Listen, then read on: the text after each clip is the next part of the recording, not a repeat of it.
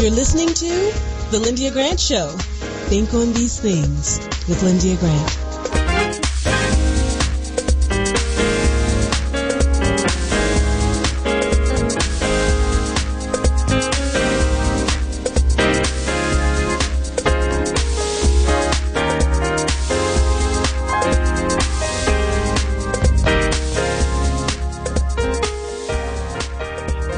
Well, good evening, Radio 1 listeners. It's good to be here with you again this afternoon. The weather's beautiful, just the kind of weather to put your top back. You're listening to the Lyndia Grant Show, Spirit 1340 WYCB. We are the oldest gospel radio station in Washington, D.C., and the first contemporary gospel outlet in the United States. Today is Friday, September 9th. Our show is heard throughout the DMV. Today is the 16th. We're live at 6 p.m. Eastern Time. And you can listen to our show every week. We've been on for 12 years now. And you can also subscribe to us on YouTube. If you don't always have a chance, if you just click subscribe, and when you get a show, or go to the Lyndia Grant Show and click subscribe, and you'll get a copy of the show automatically. My guest today, Dr. Julianne Malvo, I'm so glad she was able to come back to us. She was off a couple of weeks. We were off for 3 weeks to take our little summer break, and then she had a busy schedule. So she's going to talk to us about politics. I'm going to say hi to her in a minute, but first I want to speak to Dr. Cherie Ward. She's the author of a new book recently published entitled By the Rubric of Rhythm, They'll Read. Welcome to the show today, Dr. Ward. How are you? I am wonderful, and thank you so much for having me. I'm looking forward to talking with you. I want to tell everybody right away, Dr. Ward and I have known each other probably 30 years ago and didn't know it until I was talking to her the other night. So I'm going to save that story for when I introduce her and she comes back. Now let's go to Dr. Julianne Malvo. Dr. Julianne is a nationally known economist. She's the dean at Cal State Los Angeles, one of 2 president emeritus at Bennett College in North Carolina, my home state. And she has her PhD in economics. She's a world traveler, speaker. Sometimes you might see her on TV shows.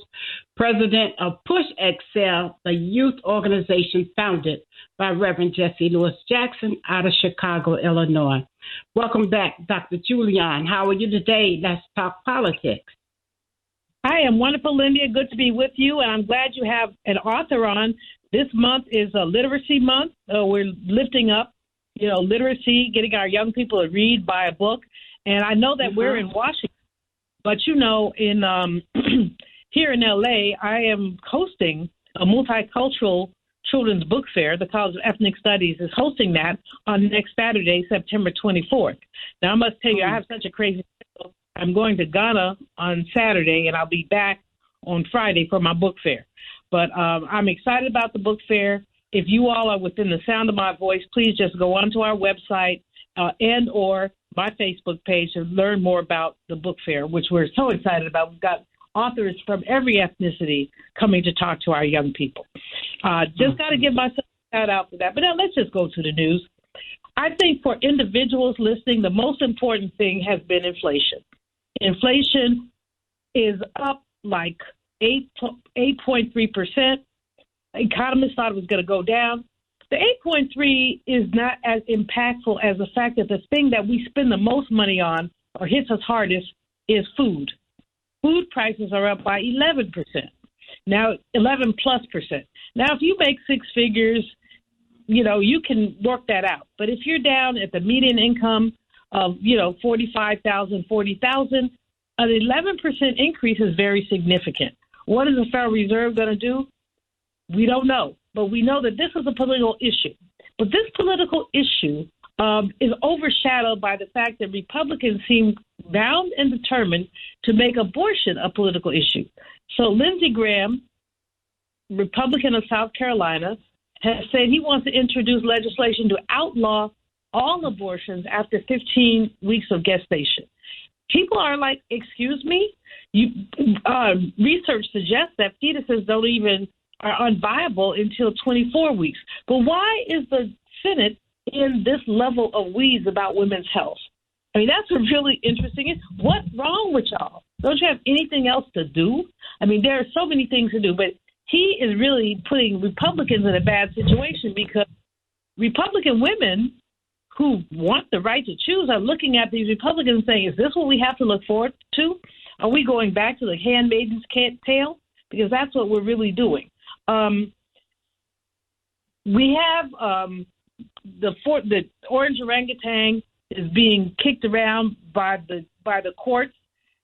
He may be wearing an orange jumpsuit to go with his hair, but on the other hand, those special master, the things that he stole from the White House, the judge who he appointed has appointed a special master. So we're not sure what's going to happen. But this man is slippery, and so it may not result in anything. Attention to it. Here's another big issue, Lyndia, that I'm very concerned about. These people sending migrants to blue states, sending people to Martha's Vineyard, sending them to the vice president's house.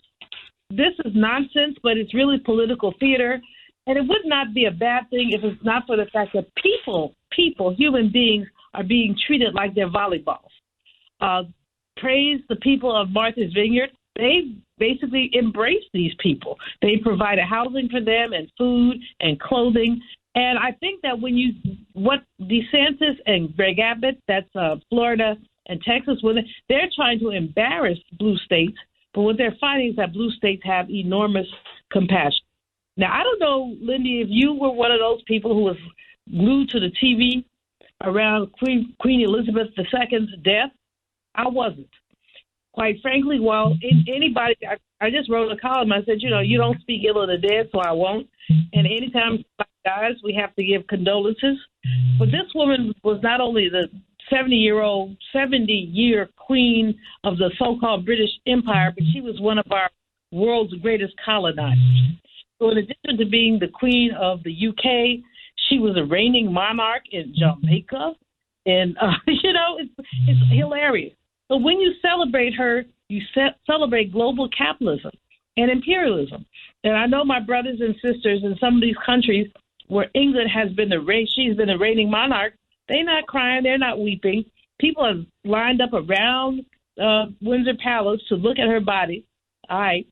Whatever. And again, it's not nice to speak ill of the dead. So I'm not speaking ill of the dead, but I'm speaking ill of her policies. And I'm talking about the ways that colonialism has affected Black people around the globe. And we have to be able to pay attention to that.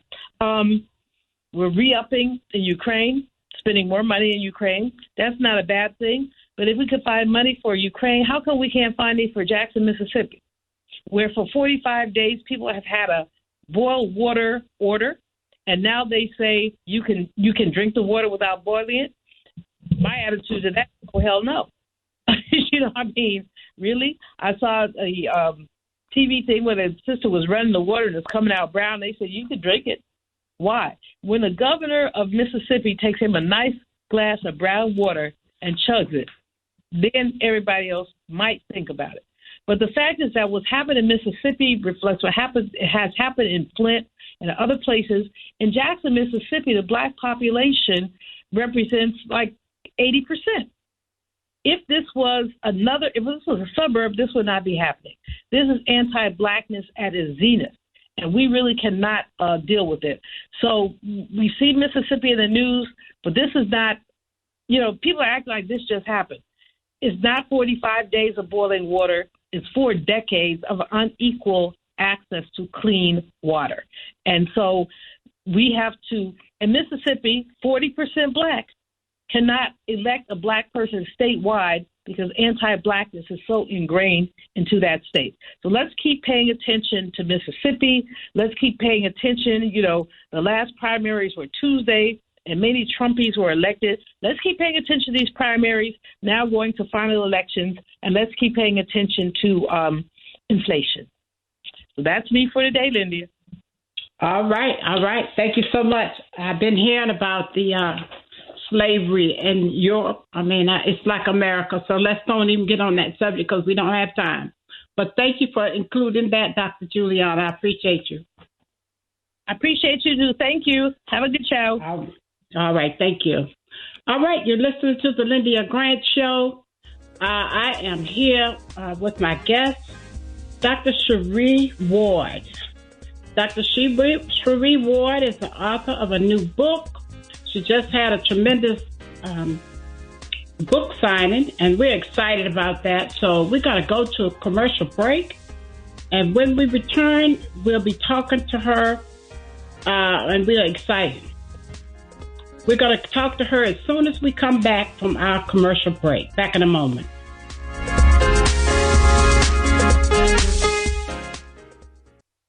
Refused to give up her seat on a segregated Montgomery bus. In lectures on brotherhood, Ms. Parks often said, "People always say that I didn't give up my seat because I was tired." But that wasn't true. I was not tired physically. I was not old. I was 42. No, the only tired I was tired of giving in. Driven out of Montgomery by harassment and death threats, Detroit, Michigan became her new home. Rosa Parks will always be remembered as the mother of the civil rights movement. Raised in the AME church, she once said, "I remember finding such comfort and peace while reading the Bible." Read more in the religion column of the Washington Informer, an award-winning African-American newspaper. We don't report crime or gossip, just positive news. Pick up the Washington Informer or visit us online at washingtoninformer.com. Call 202-561-4100 for more information.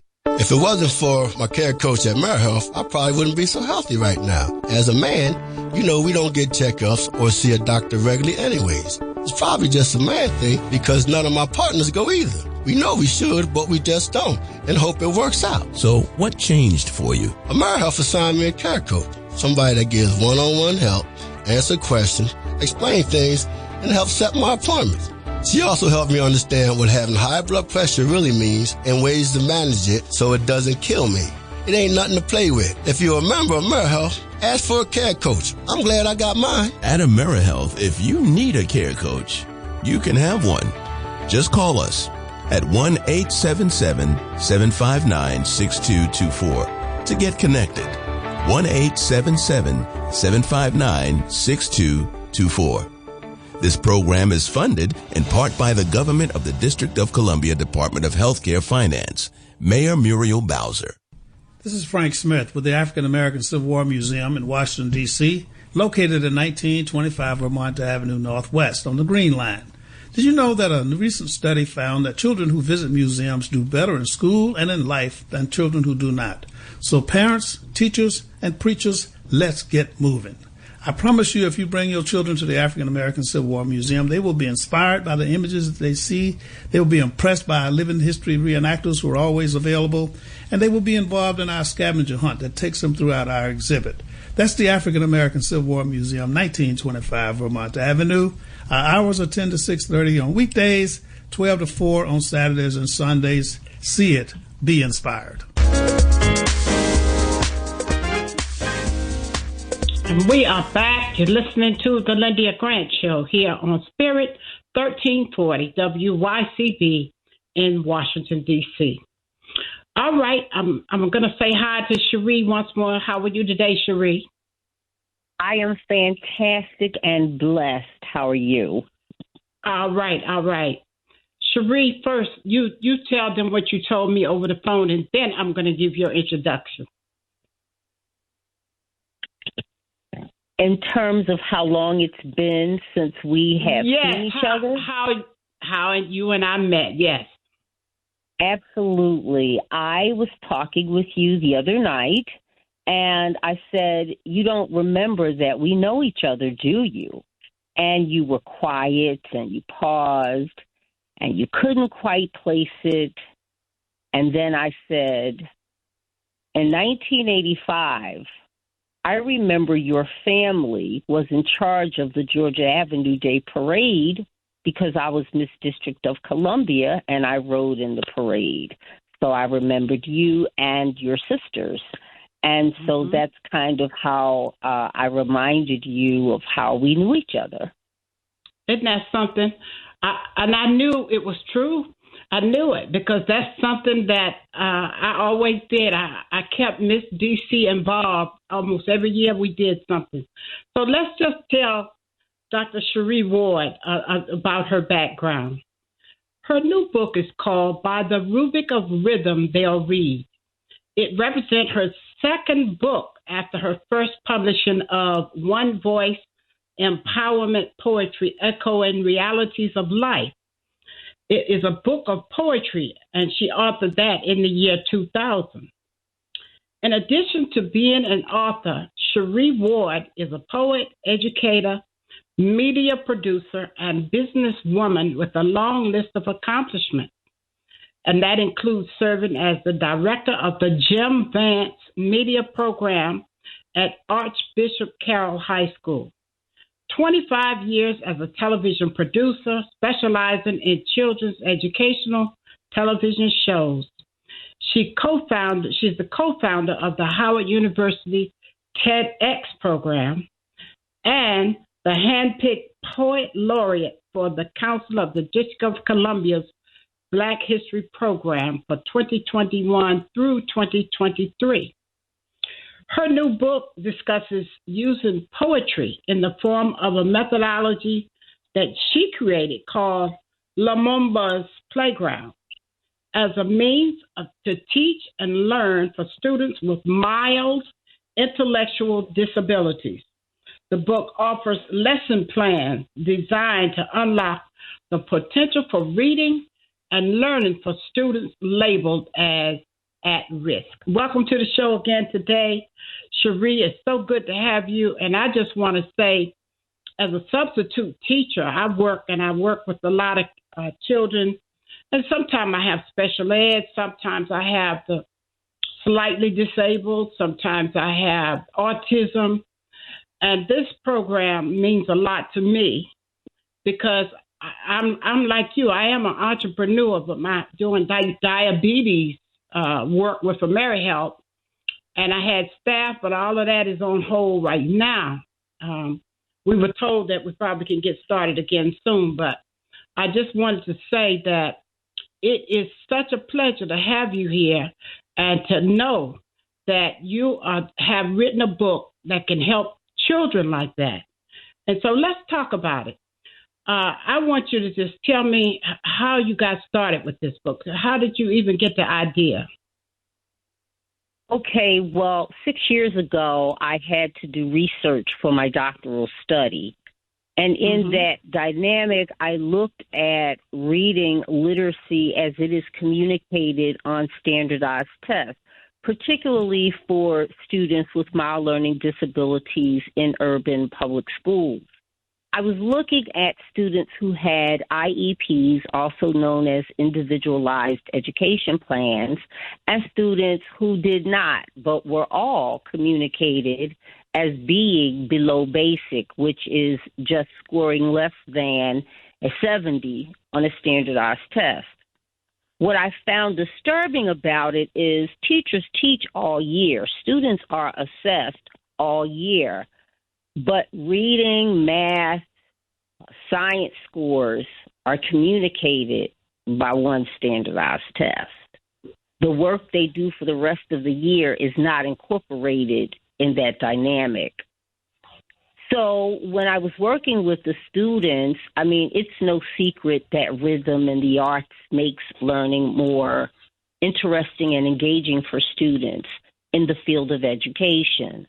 But my degree is in the field of communications that merges educations into the dynamic.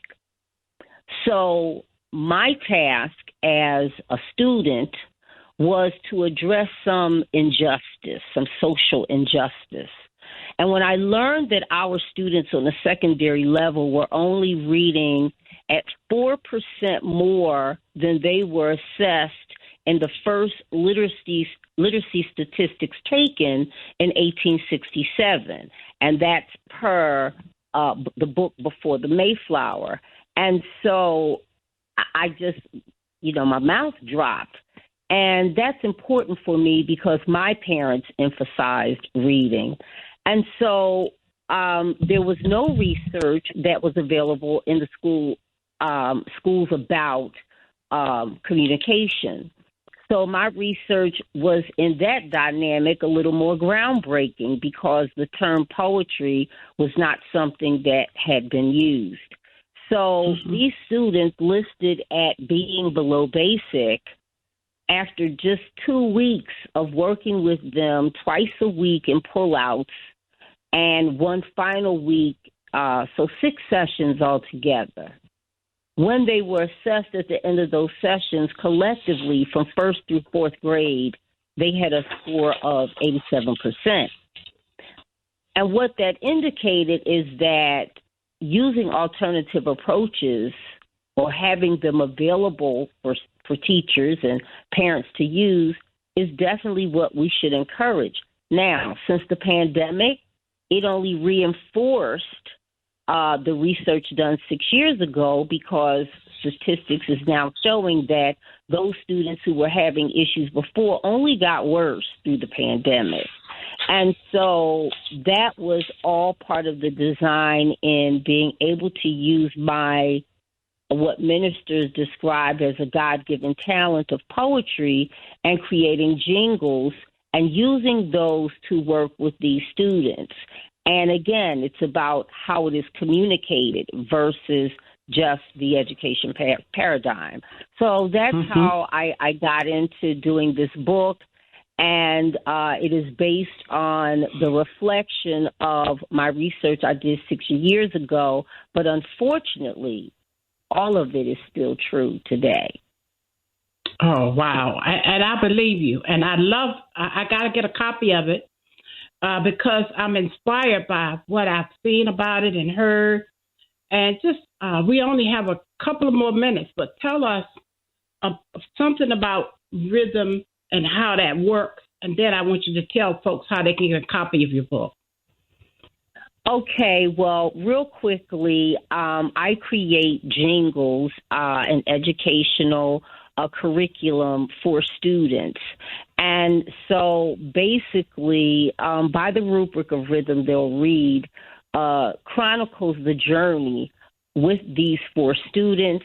It looks at the history of the public school system and how reading has been worked into that dynamic, and a day-to-day look at the lesson plans used to work with these students to show that they may have, through standardized tests, been communicated as being below risk. In all actuality, they just needed to be more engaged in the reading dynamic.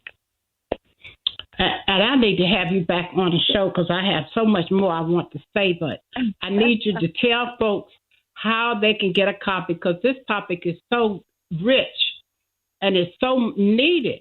Okay, tell the folks how they can get a copy, please. Thank you so much. The book is available on Amazon, Amazon Prime, Barnes & Noble's bookstores, and Apple iTunes. And on your website. Kindle. I forgot. Kindle. So, yes, that's where they can get it. And I'm excited to have the discussion because in mainstream media, we talk so much about STEM, and STEM is great, but if you can't read, you can't do STEM. Right. That's right. Yeah, I have 3 children, all adults now, and that's why I'm so interested in the topic. 2 of them were high achievement, HAP students, and then I have one that was in learning disabled program, and now he's very successful and keeps telling me that he didn't like the teachers and he wasn't trying to learn. And he's so smart and he does so well. I have to ask him, well, what happened? I said, we were doing all that, helping you. And he said he didn't want to do it. He didn't want to do it. So anyway, that's another discussion for another time because you probably could help me with that too. But I am so grateful to have had you on. Our paths crossed again. And I want to even talk to you further. So I'll give you a call. And thank you for being my guest today. Thank you so much for having me. And it was great talking with you again. All right. All right, you're listening to the Lyndia Grant Show. I ask you to subscribe to our YouTube channel, and you'll never miss an episode. This week, read my column in the Washington Informer newspaper. The column is about a play that I'm going to see tomorrow about Alzheimer's. It's called A Play That Teaches About Alzheimer's. And it's going to be at the Bowie State Performing Arts Theater on a campus of Bowie State College. You can give me a call at 240-602-6295. Also, I invite you to come out and worship with us every week at the All Nations Baptist Church. Our pastor is the Reverend Dr. James Coleman.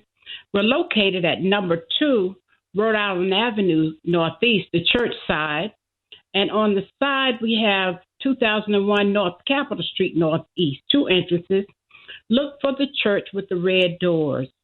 I am the chair of our committee for Women's Day at All Nations, and that's coming up on October the 16th. And my special guest is Dorothy Gilliam, who was the first Black female hired for the Washington Post. And then I have some dynamic honorees that are going to be there, so I invite you to come out and join us. All right, I'm going to close now. Earl Nightingale once said, "Words, thoughts, and deeds have a boomerang effect. So be careful what you send out, because we do become what we think about." And Scripture says it this way, "My people perish for the lack of knowledge." So think on these things.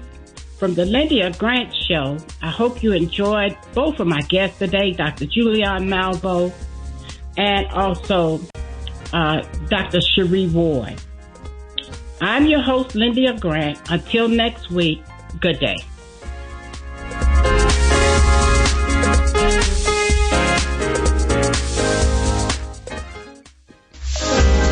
Thank you for listening to the Lyndia Grant Show. Think on these things with your host, Lyndia Grant.